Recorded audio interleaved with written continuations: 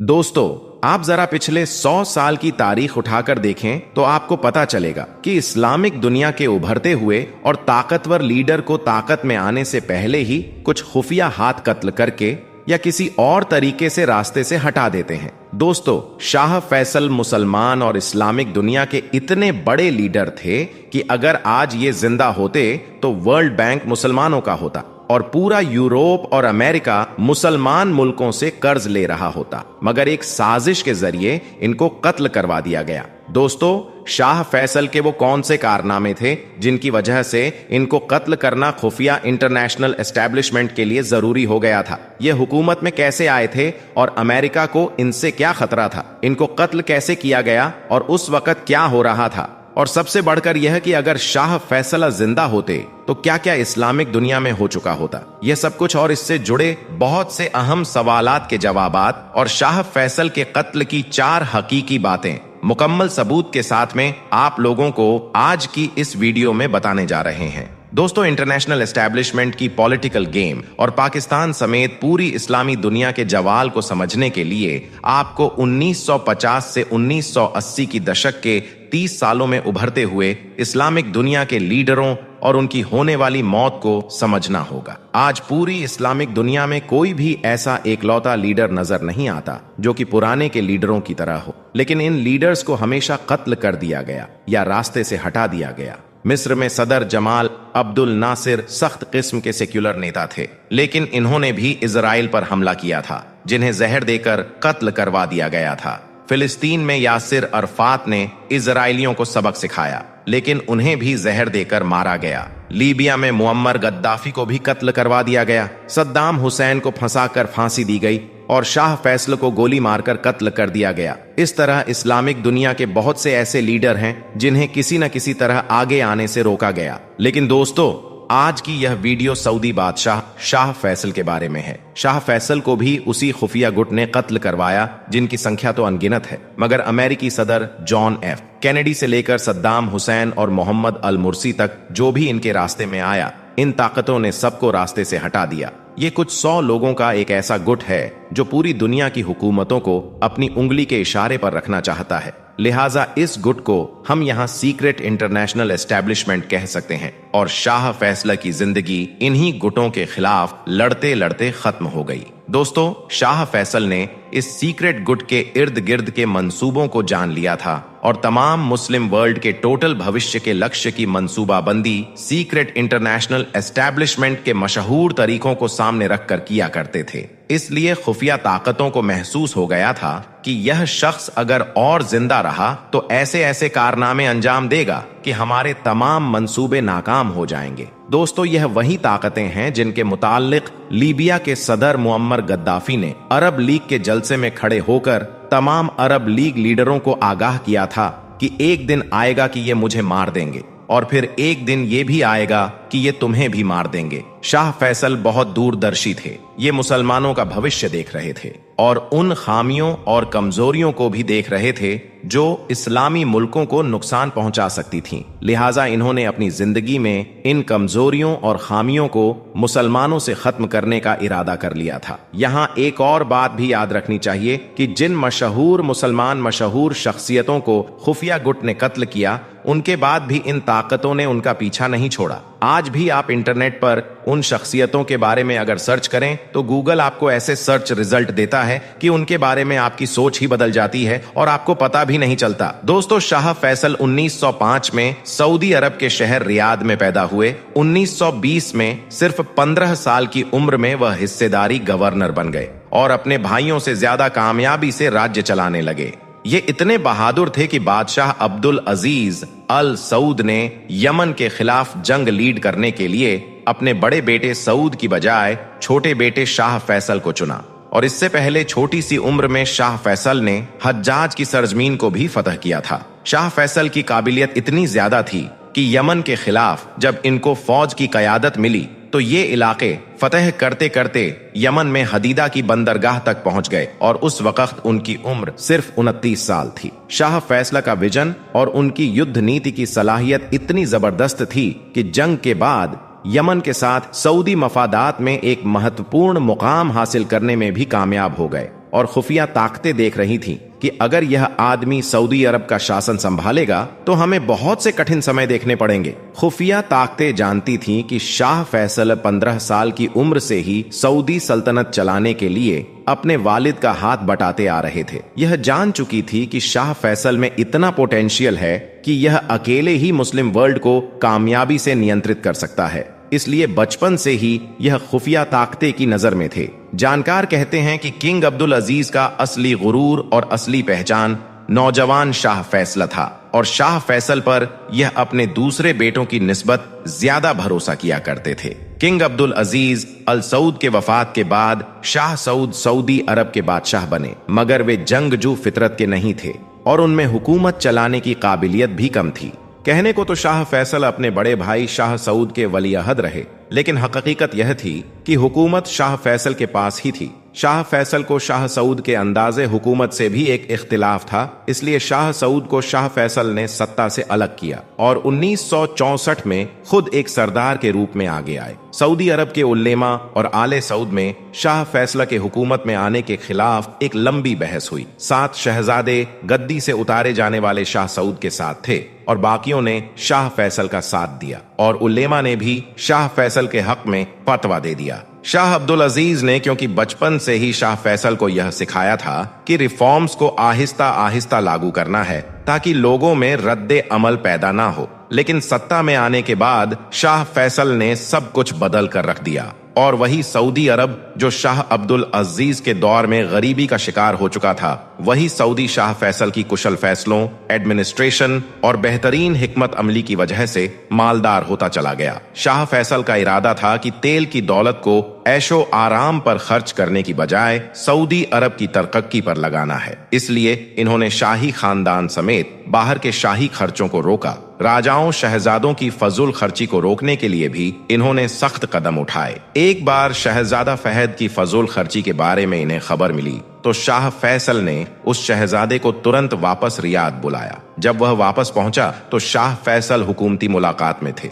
इन्होंने सज्जा के तौर पर शहजादे को लगभग 1 घंटे तक अपनी पीठ के पीछे कुर्सी पर खड़ा रखा। इसका उद्देश्य तमाम महंगे अधिकारियों को यह पैगाम देना था कि अगर एक शहजादे से पूछताछ हो सकती है तो फिर किसी से भी हो सकती है। और यहीं से शाह फैसल की खुफिया इंटरनेशनल एस्टैब्लिशमेंट के साथ जंग शुरू हो गई। दोस्तों, शाह फैसल इतने बड़े नजरियात के लीडर थे कि इन्होंने एक तरफ मिस्र के जमाल अब्दुल नासिर की अरब सेक्युलर कौम परस्ती को टक्कर दी, तो दूसरी तरफ फिलिस्तीन के मसले को अरबों की बजाय पूरी उम्मत का मसला बनाया। इन्होंने मुसलमानों के अंदरूनी इख्तिलाफात को दूर कराया और सबको इकट्ठा कर दिया। चौथी बात यह कि इन्होंने मुसलमानों को आर्थिक मामलों में मजबूत बनाना शुरू किया। अपने कत्ल से पहले अपने बादशाही 12 सालों के दौरान शाह फैसला ने खुफिया एस्टैब्लिशमेंट को ऐसी ऐसी चोटें पहुंचाई कि इसके असर आज तक खुफिया ताकतें नहीं भूल पाईं। खुफिया गुट की सबसे बड़ी साजिश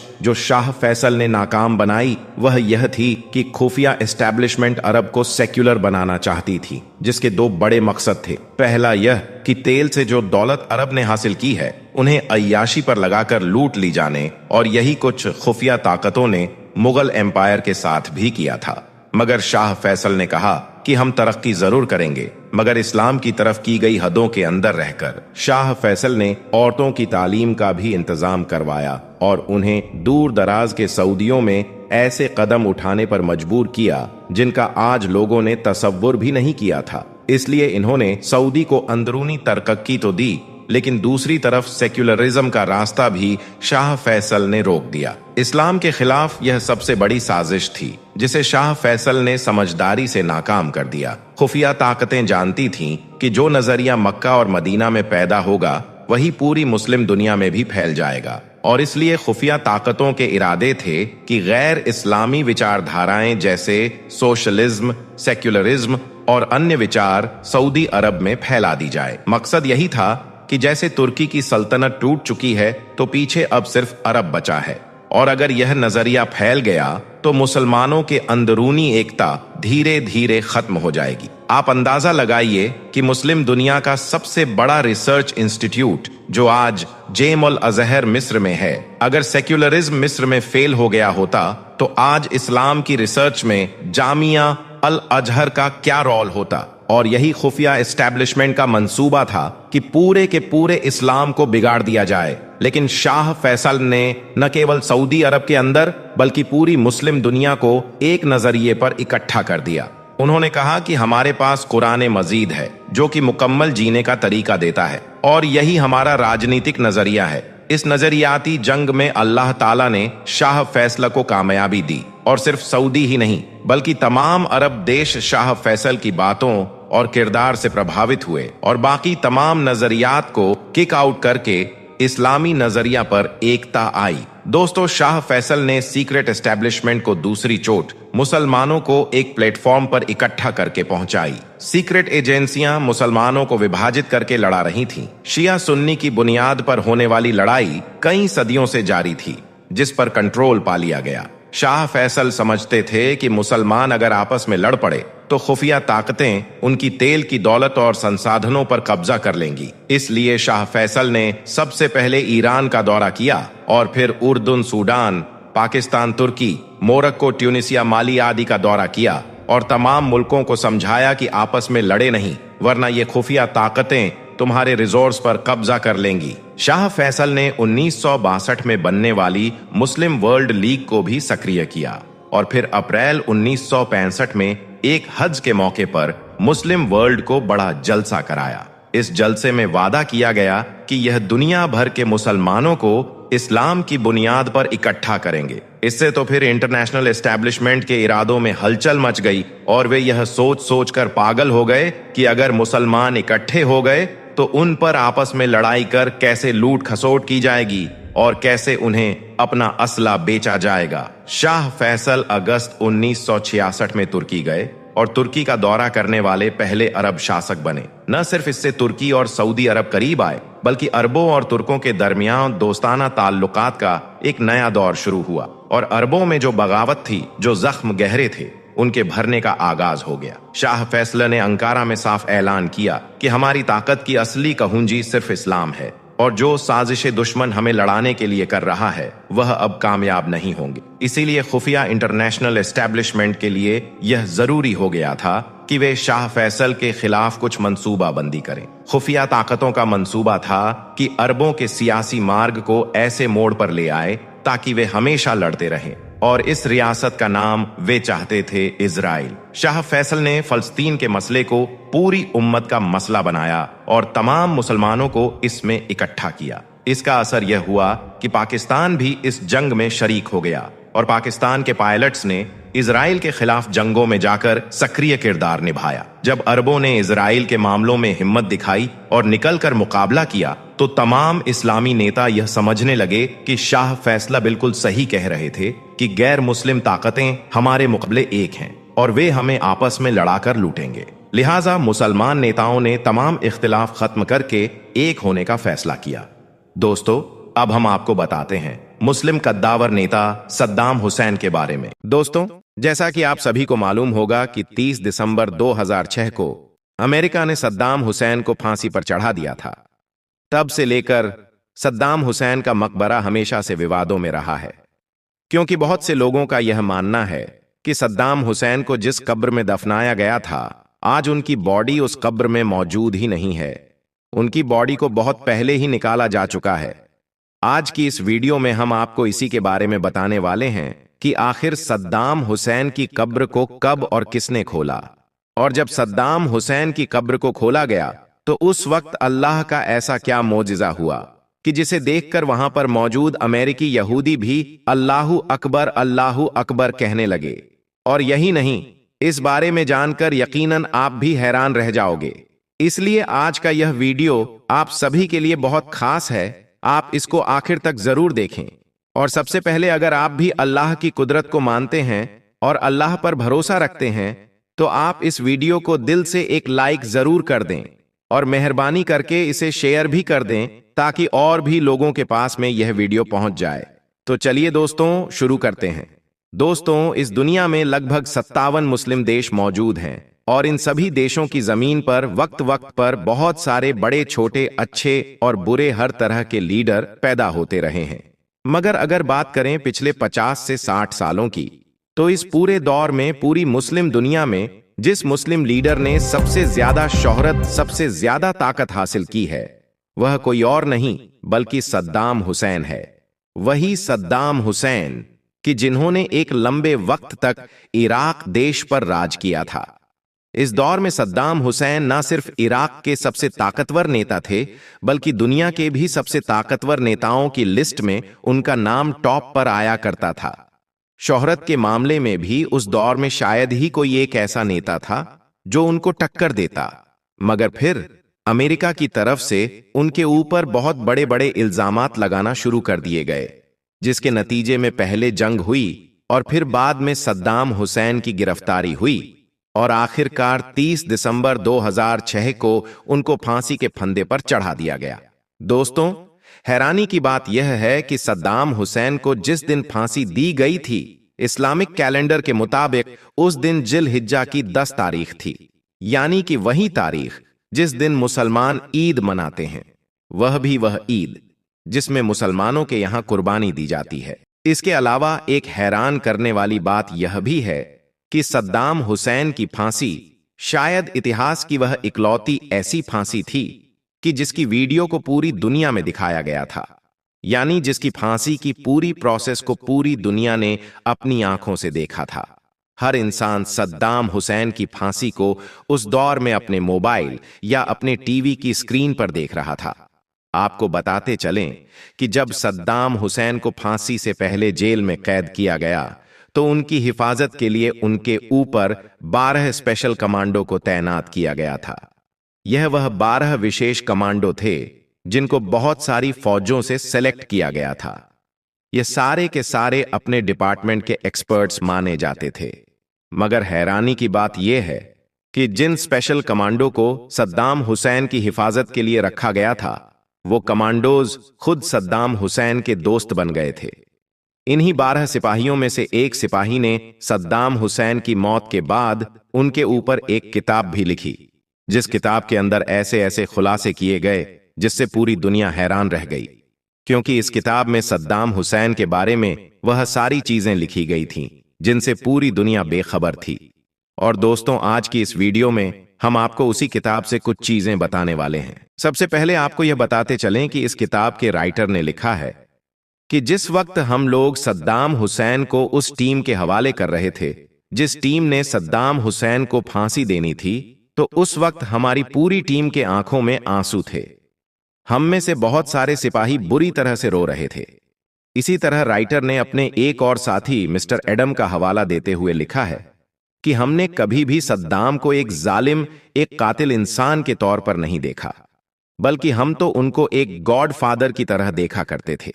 इसके अलावा राइटर ने यह भी लिखा है कि सद्दाम हुसैन के आखिरी दिनों का जो रवैया था वह हद से ज्यादा नरम था। उनके रवैये से कभी भी ऐसा नहीं लगता था कि किसी दौर में यह एक कठोर तानाशाह रहे होंगे। आपको बताते चलें कि इसी किताब में यह खुलासा किया गया है कि सद्दाम हुसैन को मीठा बहुत ज्यादा पसंद था और अपने आखिरी दिनों में भी उन्होंने अपनी फेवरेट एक्सरसाइज को नहीं छोड़ा था। अलग अलग खानों को टेस्ट करना भी उनको बहुत पसंद था। दोस्तों, सद्दाम हुसैन के आखिरी दिनों में उनके साथ ज्यादातर वक्त गुजारने वाले अमेरिकी फौजियों ने इस बात का भी खुलासा किया है कि सद्दाम हुसैन ने अपने आखिरी वक्त में जब उनको फांसी पर ले जाया जा रहा था, तो उन्होंने एक कोट की मांग की थी। यानी उन्होंने कहा था कि मुझको पहनने के लिए एक कोट दिया जाए, और यह मांग उन्होंने एक बार नहीं बल्कि 2-3 बार की थी। और आखिरकार वहां मौजूद लोगों ने सद्दाम हुसैन को पहनने के लिए कोट दे दिया। जब उनसे यह सवाल किया गया कि वह आखिरी वक्त में यह कोट क्यों पहनना चाहते हैं, तो सद्दाम हुसैन ने यह जवाब दिया था, क्योंकि आज बहुत ज्यादा सर्दी पड़ रही है। हो सकता है कि जब मुझे फांसी के फंदे पर लटकाया जाए तो सर्दी की वजह से मेरा जिस्म कांपने लगे, और इसको देखकर मेरी कौम यानी इराक के लोग यह ना समझें कि उनका लीडर मौत के डर से कांप रहा है। दोस्तों, सद्दाम हुसैन के आखिरी वक्त में उनके साथ रहने वाले सिपाहियों के मुताबिक वो अपनी जिंदगी के आखिरी वक्त में बहुत ज्यादा सुकून में थे। सुबह उठकर उन्होंने सबसे पहले अपनी पसंद का नाश्ता किया, उसके बाद वजू करके नमाज अदा की। उसके बाद वह अपने बिस्तर पर बैठकर फांसी का टाइम आने का इंतजार करने लगे। और इसी बीच में उन्होंने अपने बिस्तर पर बैठकर कुरान की तिलावत भी शुरू कर दी थी। दोस्तों, सद्दाम हुसैन के साथ रहने वाले सिपाहियों का मानना है कि उस वक्त सद्दाम हुसैन बहुत ज्यादा मुस्कुरा रहे थे और यकीनन उस वक्त उनकी यह मुस्कुराहट ज्यादा कंफ्यूज कर रही थी, यानी अमेरिकी सैनिकों को और भी ज्यादा सोच में डाल रही थी, क्योंकि उनको हैरानी थी कि आखिर एक इंसान अपनी मौत से चंद लम्हे पहले इतना ज्यादा सुकून और इत्मीनान में कैसे रह सकता है। दोस्तों, फांसी हो जाने के बाद सद्दाम हुसैन की बॉडी को एक फौजी हेलीकॉप्टर की मदद से त्रित शहर के उसी गांव में पहुंचा दिया गया था जिस गांव में सद्दाम हुसैन की पैदाइश हुई थी, और वहां पर ही उनकी बॉडी को दफना दिया गया था और उसके बाद उसके ऊपर एक मकबरा भी बना दिया गया था। तब से लेकर आज तक लगातार हर साल 28 अप्रैल के दिन यहां पर बहुत सारे लोगों की भीड़ जमा होती है, क्योंकि यह सद्दाम हुसैन की सालगिरह का दिन होता है। इस दिन जमा होने वाले लोगों में बड़े लोगों के साथ साथ स्कूल के छोटे बच्चे भी शामिल होते हैं। हालांकि आपकी नॉलेज के लिए यह बताते चलें कि सद्दाम हुसैन का मकबरा भी हमेशा से ही विवादों में रहा है, क्योंकि इसके बारे में इराक के ज्यादातर लोगों का यही मानना है कि अब सद्दाम हुसैन के मकबरे में उनकी बॉडी मौजूद नहीं है, यानी उनकी बॉडी को बहुत पहले ही निकाल लिया गया था। अब यह बॉडी उनकी कब्र से किसने निकाली, किस तरह से निकाली, इसके बारे में अलग अलग लोग अलग अलग राय रखते हैं। कुछ लोगों का मानना है कि जब सन 2015 में इराक की फौज और आईएसआई के बीच लड़ाई शुरू हुई थी, तो उसी लड़ाई में सद्दाम हुसैन के मकबरे को तबाह कर दिया गया था, जिसकी वजह से उनकी लाश भी कब्र से गायब हो गई थी। जबकि कुछ लोगों का यह भी मानना है कि ऐसा शिया संगठन जो सद्दाम हुसैन से हद से ज्यादा नफरत किया करते थे, उसने सद्दाम हुसैन के मकबरे पर बम से अटैक करके उनकी बॉडी को उनकी कब्र से गायब कर दिया है। जबकि बचे हुए लोगों का यह भी मानना है कि सद्दाम हुसैन की बॉडी को उनकी कब्र से उनके किसी दुश्मन ने गायब नहीं किया, बल्कि खुद उनकी बेटी हाला, जो कि जॉर्डन में रहती है, वह एक बार अपने पर्सनल प्लेन से चुपके से इराक आई थी और इराक आकर अपने वालिद की कब्र से उनकी बॉडी को निकालकर अपने साथ ले गई थी। लेकिन वहीं पर दिल्ली मॉनिटर की एक रिपोर्ट के मुताबिक जामिया के एक प्रोफेसर हैं, उन्होंने अपनी पहचान जाहिर न करने की शर्त पर कहा कि सद्दाम हुसैन की बेटी हाला कभी इराक वापस गई ही नहीं। लेकिन हां, यह हो सकता है कि सद्दाम हुसैन की लाश को किसी खुफिया जगह पर मुंतकिल कर दिया गया हो। खैर, इन सब बातों को देखते हुए इस बात में तो कोई शक नहीं है कि सद्दाम हुसैन की कब्र के साथ कुछ न कुछ तो जरूर हुआ है। हालांकि इन बातों में से कौन सी बात सच है, यह तो अल्लाह ही बेहतर जानता है। दोस्तों, इसके अलावा सद्दाम हुसैन के मकबरे को लेकर एक बात और कही जाती है कि सद्दाम हुसैन को फांसी दिए जाने के 12 साल बाद एक बार अमेरिका के राष्ट्रपति के इशारे पर जब सद्दाम हुसैन की कब्र को खोला गया, तो उस वक्त सद्दाम हुसैन की कब्र में अल्लाह का जो मोजिजा दिखा, उसे देखकर वहां पर मौजूद सारे अमेरिकी यहूदी हैरान रह गए और अल्लाहू अकबर कहने लगे, क्योंकि उन्होंने देखा कि 12 साल बाद भी सद्दाम हुसैन की लाश कब्र में बिल्कुल सही सलामत और तरोताजा मौजूद है। दोस्तों, सद्दाम हुसैन की कब्र को जब खोला गया तो उस वक्त लोगों ने एक बहुत ही हसीन और दिलकश नजारा अपनी आंखों से देखा था। लोगों ने देखा कि अल्लाह का यह नेक बंदा, जिसको आज से 12 साल पहले दफन किया जा चुका है, उनका जिस्म आज 12 सालों के बाद भी कब्र में बिल्कुल तरोताजा था और ऐसा महक रहा था जैसे कि उनको अभी अभी दफनाया गया हो। और यही नहीं, सद्दाम हुसैन की कब्र से ऐसी खुशबू और महक भी आ रही थी कि जैसी खुशबू उन लोगों ने इससे पहले कभी महसूस नहीं की थी। जब उन लोगों ने अल्लाह का यह करिश्मा देखा, अल्लाह की यह शान देखी, तो वहां पर मौजूद मुसलमान कहने लगे कि लोग समझते हैं कि अल्लाह के नेक बंदों के जिस्मों को कब्र की मिट्टी खा जाती है, उनका कफन मेला हो जाता है, उनके जिस्म को कीड़े मकोड़े खा जाते हैं। तो ऐसे लोग अल्लाह का यह करिश्मा देख लें। अल्लाह जब लोगों के सामने अपनी कुदरत को जाहिर करना चाहता है, जब अल्लाह अपने नेक बंदों की शान लोगों को दिखाना चाहता है, तो फिर अल्लाह के ऐसे ही मौजिज़ात देखने को मिलते हैं। अल्लाह का यह मौजिज़ा देखकर वहां पर मौजूद हर शख्स की आंखें भर आईं। अल्लाह के इस नेक बंदे का हसीन मंजर देखकर लोग सोचने लगे कि अल्लाह ने इन्हें कब्र में भी कितना खूबसूरत बनाकर रखा है। आज तक इनके जिस्म को ना ही कब्र की मिट्टी ने छुआ है और ना ही आज तक इनका कफन मैला हुआ है, जबकि इनको दफनाए हुए आज तकरीबन 12 सालों का अरसा गुजर चुका है। मगर ऐसा लग रहा था जैसे कि सद्दाम हुसैन को अभी अभी कब्र में उतारा गया हो। और यही नहीं, जैसे ही सद्दाम हुसैन की कब्र को खोला गया तो खुशबू दूर दूर तक बिखर गई, जिसको देखकर अमेरिकी यहूदी भी अल्लाहू अकबर कहने लगे। दोस्तों याद रखें, शहादत एक अजीम रुतबा और बड़ा मुकाम है जो किस्मत वालों को ही नसीब होता है। यहां तक कि शहादत का मुकाम नबुव्वत के मुकाम के तीसरे दर्जे पर बताया गया है। यही वजह है कि अल्लाह ताला ने खुद इरशाद फरमाया है कि जो लोग अल्लाह की राह में कत्ल किए गए उन्हें मुर्दा ना कहो, बल्कि वह तो जिंदा हैं और अपने परवरदिगार के करीब हैं। दोस्तों, कुरान पाक की इस आयत को उस वक्त काफिर यहूदी भी मान गए जिस वक्त सद्दाम हुसैन की कब्र को खोला गया। जैसे ही सद्दाम हुसैन की कब्र को खोला गया तो अंदर का नजारा देखकर सब लोग हैरान रह गए और अल्लाहू अकबर कहने लगे। अगर आप भी मानते हो कि अल्लाह के नेक बंदों का कफन कभी मेला नहीं होता है, तो आप इस वीडियो को दिल से एक लाइक जरूर कर दें।